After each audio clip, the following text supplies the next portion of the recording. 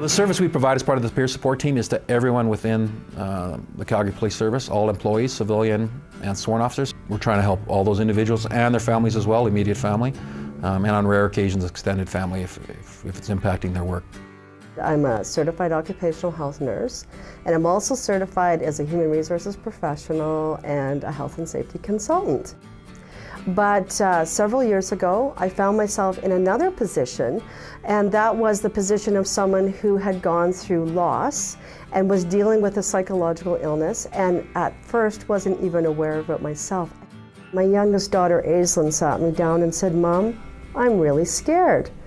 I'm really worried about you, and I don't think you're okay." And so I did make an appointment with the doctor, and wow, was that ever important. Right away, she said, "You're ill. You have depression and it's okay." And so now I look at things differently, and I take really good care of myself, and I no longer deny what I might be feeling. I allow myself to be who I am. The most important thing about being the place to work and its relationship to mental health is our commitment to the full growth and development of every team member in the company. And that means that we have to give a lot of consideration to the health and wellness of every single team member. We have to give serious attention to an environment that promotes and supports mental health throughout the company. My role within the Mental Health Advisory Group is strictly that, as a peer on a team of a group of people who have taken a realization that mental health needs to be looked at. When I broke, I went from being a completely productive, go-get-it type attitude, anything is possible, to an environment where I would sit in my car for 45 minutes, getting the nerve to come into the office. I felt so deflated, defeated, beat up, whatever it was. I hit a bottom where I actually asked for help. I think most of us at some time in our lives have had some sort of mental health issue. I think we need to break that stigma. So to be a mental health champion, we need to teach people it's okay to walk up to someone that's been off for stress leave or for a mental health issue from work, to walk up to them, "Hey, how are you doing today? Do you need anything?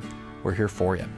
They're not going to break. They're not going to turn into sand. They're not going to start crying and screaming and throwing things at you, right? They're going to appreciate you offering your hand out in support, and they'll let you know if they need it.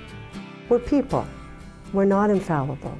It's okay if we're not well, and that the most important thing is that we raise our hand and ask for help, and then be open to receiving it. As leaders and team members, we need to understand that people just don't check their feelings when they come into work.